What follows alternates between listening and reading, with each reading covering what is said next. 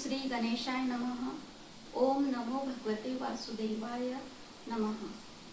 तो सबसे पहले हाथ जोड़कर आप सभी भाई बहनों से मेरी विनती है कि ये वीडियो समय निकालकर आप पूरा देखिए, कारण ये वीडियो मैं अधिक मास के लिए बनाने जा रही हूँ, तो आप इसको अवश्य देखिए।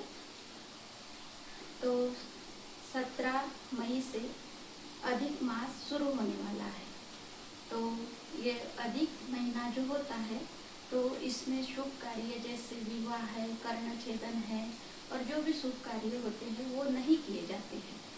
तो इसीलिए इस अधिक महीने में शादियाँ नहीं हैं, कारण अधिक महीना हर तीसरे साल में आता है। 3 सालों में अधिक महीना आता है और ये अधिक महीना भगवान विष्णु को सौंप दिया गया था, कारण कोई देवता इस अधिक महीने को लेने के लिए तैयार नहीं थे, तो इसे भगवान विष्णु ने ग्रहण किया था, इसको मान दिया था भगवान विष्णु ने। इसीलिए इसको पुरुषोत्तम मास भी कहते हैं। पुरुषोत्तम मास यानी पुरुषोत्तम भगवान विष्णु का ही एक नाम है और इसीलिए इस महीने में सबसे ज़्यादा ओम नमो भगवते वासुदेवाय नमः इसका जाप किया जाता है।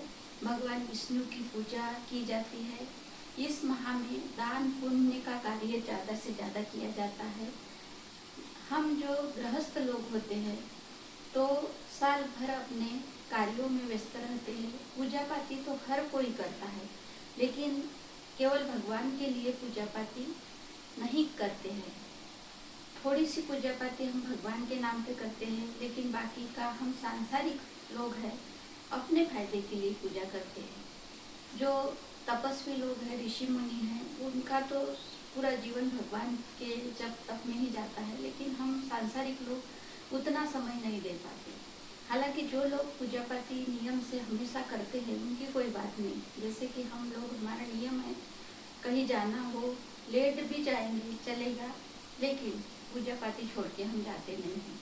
कोई बोलते हैं, बोलने देते हैं कि यार तुम लेट हो गए, लेट आए, लेकिन हमारा ये नियम है, हम कहीं जाएंगे भगवान की पूजा करके, खाना छोड़ देंगे लेकिन भगवान की पूजा करके ही निकलेंगे।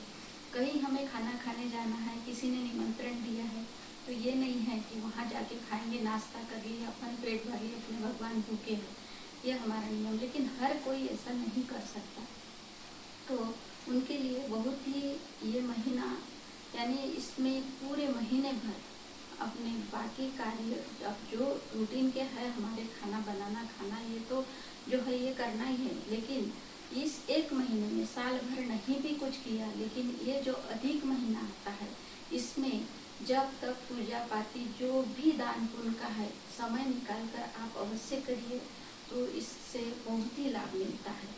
और सबसे ज़्यादा इसमें विष्णु भगवान का जप करना चाहिए। सभी देवताओं की पूजा करो, लेकिन सबसे ज़्यादा विष्णु भगवान की पूजा इसमें करना चाहिए। तो इसमें सत्यनारायण पूजा का बहुत ही बड़ा महत्व बताया है। तो देखिए, हमारे घर का तो एक, यानी हमारा नियम है कि हम हर साल में एक बार सत्यनारायण भगवान की पूजा अपने घर में करते हैं, तो सभी ने करना चाहिए। ऐसा नहीं है कि सत्यनारायण भगवान की पूजा में खूब ज़्यादा खर्चा आ रहा, खूब समय निकाला जा रहा, हम कहीं बातचीत करने के लिए बैठते हैं, ऐसे ही 1 घंटा चला जाता है, तो इससे अच्छा 1 घंटा हम साल में एक बार क्या सत्यनारायण भगवान की पूजा के लिए नहीं दे सकते। और उसमें ऐसा भी नहीं है कि खूब सामग्री लग रही, भाई पंडित भी है तो अपनी सुविधा के अनुसार आप जिस पंडित, जो दक्षिणा, कुछ पंडित होते हैं कि दक्षिणा के लिए मुंह फाड़ते हैं, लेकिन कुछ पंडित तो बोलते हैं कि अपनी स्व इच्छा से देना। तो पंडित को दक्षिणा इसे देना चाहिए कि अपन दे सकते उतनी देना चाहिए। ऐसा भी नहीं कि भाई उसने तो कर दी लेकिन वो भी पछताए कि क्यों होंगी मैंने, ऐसा भी नहीं करना चाहिए एकदम। तो सत्यनारायण पूजा में ऐसा कुछ ज़्यादा खर्चा नहीं आता, और ये पूजा तो साल में एक बार करना चाहिए। कोई लोग कभी कभी करते हैं, वो तो अपनी अपनी इच्छा है, लेकिन वैसे साल में एक बार अवश्य अपने घर में सत्यनारायण भगवान की पूजा करना चाहिए। तो इस बार अगर कोई नहीं भी करता होगा ऐसा, लेकिन इस बार खास करके आप अपने घरों में अच्छा दिन, यानी पूरा महीना है तो अपनी सुविधा के अनुसार दिन समय देखकर आप सत्यनारायण भगवान की पूजा अवश्य करिए। और ऐसा नहीं है, सत्यनारायण भगवान की पूजा में हम लोगों को कथा सुनने के लिए निमंत्रण देते हैं कि आओ करके। लेकिन कैसा है, कभी कभी क्या होता है, यानी अब गांव में तो लोग आ जाते हैं, लेकिन गांव में भी अब शादी ब्याह का टाइम होता है इस समय में।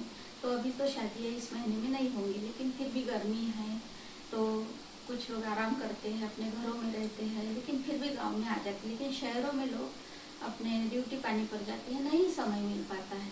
तो आप अपने ही घर में, यानी अपने ही घर में अपन लोग ही, और जो अपने घर के देवी देवता है उनको निमंत्रण दीजिए। माता तुलसी अपने आंगन में, उसको निमंत्रण, वो तो भगवत भक्ति में लीन रहती है, तो वो तो अपने आंगन में है, तो वो जब कथा सुनेंगी तो इतने पेड़ पौधे हैं, उनको आप निमंत्रण दे सकते हैं, इतने लोग तो अपने घर में आ जाते हैं।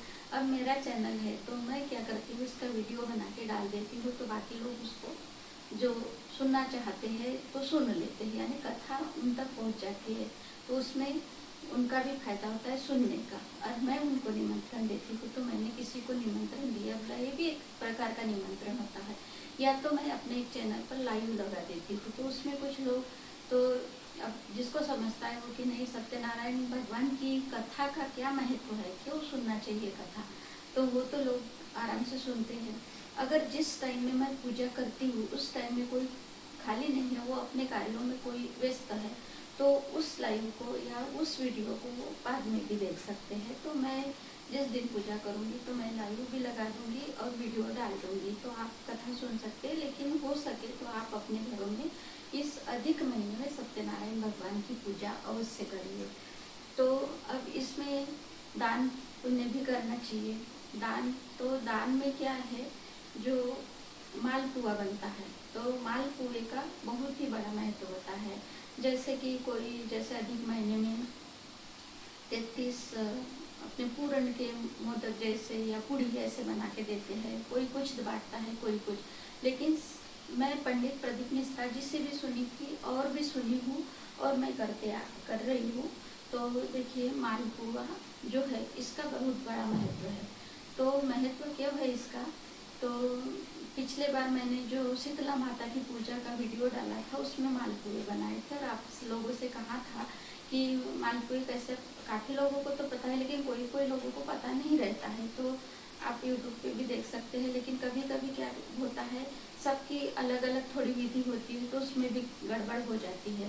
तो बहुत ही सादे और सिंपल तरीके से मालपुआ बनता है, उसमें कोई ज़्यादा समय भी नहीं लगता है, और ना ही तो ऐसा खूब कोई खर्चे वाली बात है। और वहाँ जहाँ दान करना है तो वहाँ तो ये देखना नहीं है कि कितना लगेगा, और ऐसा भी नहीं कि खूब सारा कुछ है, लेकिन मालपुआ दान करने का एक विशेष महत्व है, और इसका कोई नुकसान नहीं, इसका फायदा ही है। और फायदा केवल अपने घर के 4 लोगों को ही, अपने जितने पूर्वज है उनको इसका फायदा है। तो इसमें यानी मालपुआ, तो सबसे पहले मैं बताऊंगी कि 33 मालपुए बनाना चाहिए। तो 33 ही क्यों बनाना चाहिए, तो 30 एक महीने का हो गया, और जो 3 मालपुए होते हैं तो उसमें सबसे पहला मालपुआ होता है, पहले के ज़माने में जब तक शादी होती थी तब तक लड़की के पिता माता लड़की के घर का खाते नहीं थे।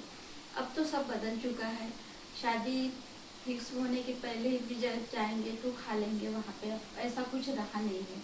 लेकिन कहते हैं ना कि बेटी के घर का यानी जो खाया होता है वो पिता माता पे कर्ज होता है। तो ये बोलते हैं कि समय के हिसाब से सब बदलते जाता है। तो चलो ठीक है, बेटी की भी इच्छा होती है कि मेरे माता पिता ने मुझे जन्म दिया, इतना बड़ा किया, इतना सब कुछ मेरे लिए किया, और क्या मेरे माता पिता मेरे घर कुछ थोड़ा सा खा नहीं सकते। ठीक है, यहाँ तक बात ठीक है, और ऐसा होना भी चाहिए। अपने माता पिता 2 दिन अपने यहाँ रहेंगे, खाएंगे, तो ये इसमें कोई यानी पाप तो नहीं लगना चाहिए, कारण वो माता पिता है, और आना भी चाहिए बच्ची के घर में। लेकिन अक्सर इसका गलत फायदा भी कहीं कहीं पे होता है। मैं खुली बात बताती हूँ, ये बहुत से लोगों पे लागू होती है कि देखिए, बहुत से घरों में क्या होता है, बेटी यहाँ से लेके माता पिता को अपना धन देती है, इसमें वो भी पाप की भागी बनती है, और सबसे ज़्यादा फिर उसके माता पिता पाप के भागी बनते हैं। देखिए, पुराने ज़माने में जब एक कवर खाने से दोषी मानते थे, तो ये तो फिर बहुत बड़ा हो गया। तो देखिए, हर बेटी की इच्छा होती है मेरी माँ बाप मेरे घर आना चाहिए, मैंने कुछ लेना चाहिए, तो आपके घर आप उनकी मेहमानी खातिरदारी करो, ये बहुत अच्छी बात है। उनके लिए कुछ खरीद सकते हो तो खुशी से खरीदो, लेकिन वो आपके पति को, आपके घर में सास ससुर है जो भी है, उनको पता होना चाहिए, चोरी छुपे से नहीं। चोरी छुपे से कुछ भी आप देते हो तो आप भी पाप के भागीदार बनते हो और आपके माता पिता भी। हर माता पिता का कर्तव्य होता है, जो भी माता पिता है, हर घर में लड़की लड़के हैं, जो भी माता पिता है जो कमा के रखते हैं तो एक ही भावना रहती है अपने बच्चों के लिए, उसमें बहन भाई दोनों आते हैं। लेकिन जब बेटी ससुराल जाती है तो जो प्रॉपर्टी होती है वो भाई की होती है, लेकिन अधिकार बेटी का वहाँ पर होता है। तो इसलिए माता पिता उसे जो है उसका पूरा सब करते हैं, और जहाँ घरों में अच्छे संस्कार है, अच्छे भाई है तो अपनी बेटी के लिए सब कुछ बाद में भी करते हैं और करना चाहिए। इससे बेटी की दुआएं ही लगेंगी और बरकतें ही होंगी, कम नहीं पड़ेगा कुछ भी। और कहीं कहीं पे अब बेटी अभी कहीं कहीं पे ऐसी होती है कि यानी अपना ही चलाने लग जाती है, तो ऐसा तो नहीं करना चाहिए। वो उनके हिसाब से जिए, आप अपने हिसाब से जिए तो बराबर चलेगा। और अगर भाभी करती है और बेटी अपनी चला रही तो यहाँ भी फिर गड़बड़ वाला काम होता है। तो ये कैसे है, ये सब चीज़ें सोच समझ कर करना चाहिए। लेकिन मेन पॉइंट ये है कि पहला जो यानी 31वां जो मालपुआ होता है तो वो किस लिए चढ़ता है कि भूल से भी अगर बेटी के घर में माता पिता ने कुछ ग्रहण किया है तो उस पाप से बचने के लिए, तो ये पहला मालपुआ है। तो इसमें ऐसा नहीं है कि भाई हर 3 साल में अधिक मास आ रहा, चोरी से माँ बाप को ले जाके चोरी से आप दे रहे हो और मालपुआ 31वां बना दिए। ऐसा भगवान के साथ तो गद्दारी नहीं करना चाहिए। खुलेआम करो, स्वतंत्रता से और अच्छे से करो, चोरी छुपे नहीं, जो कुछ भी करना है। और सबसे पहला कर्तव्य तो माता पिता का ही होता है कि नहीं बेटी, संस्कार तुझे मैंने अच्छे दिए हैं, जो कुछ करना है हमारे लिए तू सबके सामने कर और स्वतंत्रता से कर, चोरी छुपे से नहीं। और हमारा कर्तव्य है तेरा करना, तुम लोगों का नहीं है। इस प्रकार से होना चाहिए तो आप भी पाप के दोषी नहीं बनोगे और आपके माता पिता भी नहीं। तो ये है कि भूल से अगर बेटी के घर से कुछ खाया है या कुछ ग्रहण किया है तो उस पाप से बचने के लिए। अब 32वां जो मालपुआ है वो किसी ब्राह्मण या गुरु के घर से हमने कुछ ग्रहण किया है उसके लिए है। देखिए, गुरु को दक्षिणा दी जाती है, गुरु हमें ज्ञान देते हैं, तो गुरु को जो हम देते हैं दक्षिणा के रूप में वो देना चाहिए गुरु को, ना कि गुरु के घर से लेना चाहिए। कारण गुरु ने हमें ज्ञान दिया है और ब्राह्मण को दक्षिणा दी जाती है, ना कि उससे ली जाती है। तो 32वां जो मालपुआ है तो वो उस पाप से बचने के लिए होता है कि हमने भूल से भी गुरु या ब्राह्मण के घर से कुछ ग्रहण किया है। और तीसरा जो मालपुआ है तो कैसे होता है, जैसे अब किसी के घर में किसी की मृत्यु हो गई और सूतक है और उस वहाँ पे हमने खा लिया, या किसी के घर में बच्चा होता है और मानते हैं 5 दिन तो ज़्यादा मानते हैं, 12 दिन या सवा महीना तब तक वहाँ पे खाते नहीं हैं। तो ये भी मान्यता शास्त्रों के अनुसार है और मानना भी चाहिए। कुछ चीज़ें है कि समय बदला है, सब कुछ बदला है, लेकिन हमें करना है। तो वहाँ पे भी हमें उस पाप से बचने के लिए, अब सूतक के समय में कैसे रिश्तेदारी में हुआ तो भाई 4 लोगों को तो जाना है, इकट्ठा होना ही है, वो तो कर्तव्य अपने को करना ही है, समाज में रहना है, हर चीज़ का पालन करना है। लेकिन 3 साल में जब ये एक समय आता है अधिक मास का, तो इस समय जो विधि है वो कर सकते हैं अपन, तो उसमें से यानी हम हमारे कर्तव्य से भी मुकर नहीं सकते और उस पाप से बचने के जो उपाय है इसको करने में क्या हरकत है। और ऐसा भी नहीं कि इसमें खूब समय लग रहा है या इसमें खूब धन पूंजी लग रही है हमारी। तो इस प्रकार से हमें उस पाप से बचने के लिए उस तीसरा जो है 33वां मालपुआ, तो इस प्रकार से 33 मालपुए। अब ये तो मैंने सब बता दिया कि इस प्रकार से ये मालपुए का दान। अब दान कहाँ करना चाहिए, एक तो आप मंदिर में जाके देख सकते या कोई गरीब लोग हैं उनमें आप बांट सकते हैं। और इतने बड़े बड़े अनरसा जैसा बनता है, तो उससे कम साइज में थोड़े इतने बड़े बड़े मालपुए बनाना चाहिए। तो अब मालपुए तो मैं समय पे ही बनाऊंगी अधिक माह में, तो उसका तो वीडियो अलग से बना के डालने के बजाय मैं इसकी विधि आपको मुंह से बता देती हूँ। तो इसके लिए हमें यानी गेहूं का आटा लेना है, कोई मैदा लेते हैं या कोई आटा लेते हैं, तो हमें गेहूं का आटा लेना है। तो जैसे हमने बड़े 3 चम्मच अगर गेहूं का आटा लिया है, तो उसी चम्मच का 1 भाग हमें रवा लेना है, उसको मिक्स कर लेना है। उसमें इलायची बारीक करके डालना है, सौंफ बारीक करके डालना है, और थोड़ी सी यानी 1 छोटा चम्मच जो शक्कर का रहता है, तो उस चम्मच भर शक्कर डालना है। और उसको अच्छे से मिक्स करने के बाद में उसको उसमें दूध डालना है। कोई खवा भी डालते हैं, तो ऐसा कुछ ज़रूरी नहीं है।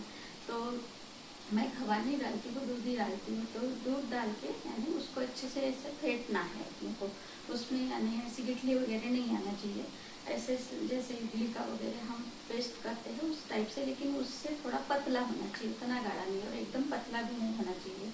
और उसको 5-6 घंटे के लिए हमें ढक के रख देना चाहिए।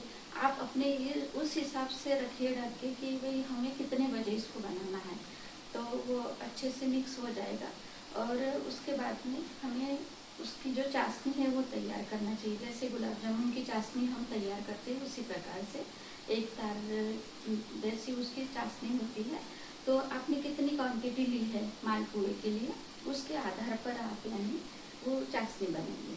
और चाशनी तैयार हो गई तो आप एक पतीले में तेल लीजिए, अपना जो भी है सब्जी के लिए जो तेल आप यूज़ करते हो, और उसमें आप यानी यानी इतना बड़ा अगर आपको बनाना है तो आप यानी उस हिसाब से 1 छोटा चम्मच ले लीजिए।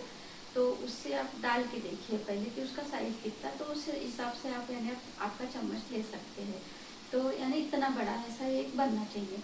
तो उसको डालना है, तो डाल के डायरेक्ट यानी एक ही जगह डालना है, तो अपने आप यानी ऐसा फैल जाता है। एक ही जगह ऐसे उसको फैला के नहीं डालना है, एक ही जगह डालना है, तो अपने आप इतना बड़ा वो फैल जाता है। और उसको कुछ भी नहीं करना है, कम धीमी आंच पे। और जब नीचे से वो अपने आप छूट जाता है, उसको कुछ हिलाने की वगैरह आवश्यकता नहीं होती है, वो अपने आप नीचे से छूट जाता है। तो वो नीचे से जब छूट जाएगा तब उसको फिर पलटी मार देना है।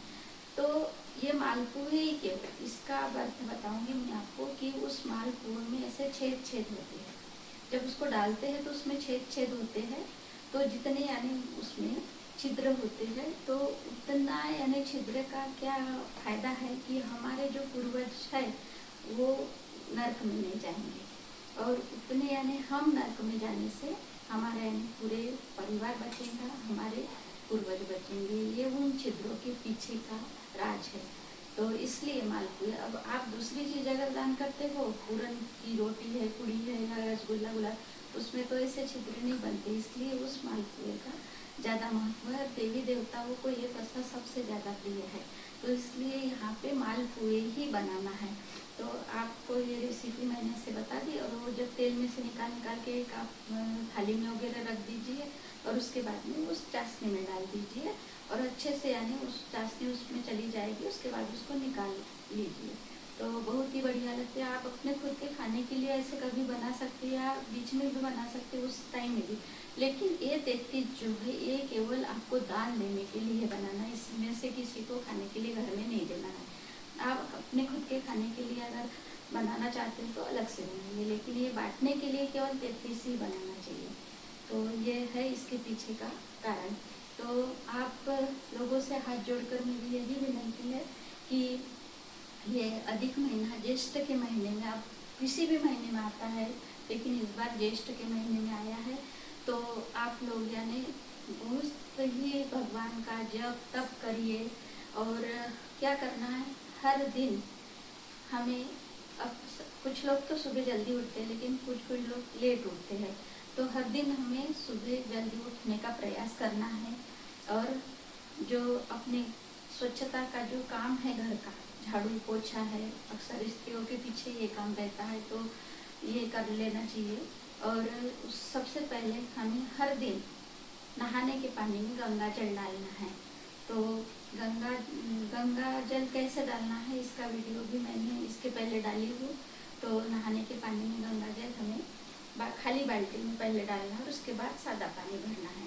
तो अगर आपके घर में गंगा नदी का गंगा जल नहीं है तो कहीं का भी किसी भी पवित्र नदी का जल अगर आपके घर में होगा तो आप पहले ही ला के रख दीजिए, और वो जल पूरे महीने भर आप थोड़ा थोड़ा सभी लोग डालिए, या एक सादे पानी में उसको पहले गंगा जल लीजिए, उसमें सादा पानी मिक्स करके बहुत सारा बना के रख दीजिए, और हर दिन थोड़ा थोड़ा गंगा जल अपने नहाने के पानी में डाल के गंगा स्नान कीजिए। पहले गंगा जल डालना है खाली बाल्टी में, उसके बाद सादा पानी डालना है, और हर हर गंगे का स्मरण करना है। अगर गंगा जी का जल नहीं है, कोई भी जल है, तो उसे आप मन से अगर गंगा जी मानोगे तो वो गंगा जल बन जाता है। तो इसका वीडियो मैं डाली हूँ गंगा पूजन का, तो उसमें मैंने इसका पूरा डिटेल बताई हूँ, तो आप वहाँ भी देख सकते हैं इसी चैनल पे। नहीं तो मैंने जैसे बताया वैसे, तो आपको यानी हर दिन जल्दी उठना है अधिक महीने में, हर दिन गंगा जल से स्नान करना है। स्नान करने के बाद अगर आपका नियम है कि आप सूर्य देवता को जल चढ़ाते हैं तो ठीक ही है, अगर नहीं चढ़ाते हैं तो आप सूर्य भगवान को जल अवश्य चढ़ाइए। और उसके बाद में आप ओम नमो भगवते वासुदेवाय नमः का जप अवश्य करिए, और जितना हो सके समय निकालकर आप इस पूरे महीने में पूजा जप तप जो भी दान पुण्य है जितना आपसे हो सके आप करिए। यानी ये एक पूरा महीना इसके लिए पूजा पाठी के लिए और जप तप के लिए बहुत ही बढ़िया है, तो आप करिए। और इसमें जो 33 मालपुए का तो मैं बताई, इसके अलावा भी अभी गर्मी के दिन है तो इसमें जैसे वैशाख में हम छाता और चप्पल वगैरह या जो भी कुछ दान देते उसका, यानी वैशाख के महीने में हम जो दान पुण्य करते हैं तो उसका महत्व तो बहुत ज़्यादा बढ़ जाता है कि अक्षय होता है। तो उसी प्रकार इसमें भी उसी प्रकार का अधिक महीने में महत्व होता है।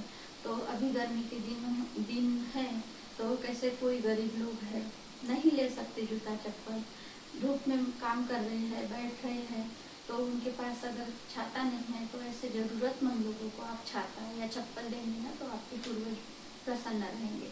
तो ये भी आप कर सकते हैं। इसके अलावा ज़रूरतमंदों के लिए दान दीजिए, किसी को भी दान नहीं कि उसने गलत फायदा भी नहीं उठाना चाहिए।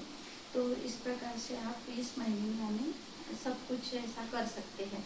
तो सर्विस वाला इंसान भी कर सकता है, इसके लिए ना तो कोई खूब समय निकालना पड़ता है, ड्यूटी जाने के पहले हम समय निकाल सकते हैं। अगर पहले दिन से एक महीना पूरा नियम बना लिए तो वो भी कर सकते हैं। दान पुण्य अपने हिसाब से कर सकते हैं, और जो भी दान पुण्य हम करते हैं तो उसमें ना तो किसी के सामने दिखावे जैसा करना है, ना तो किसी को बता के करना है।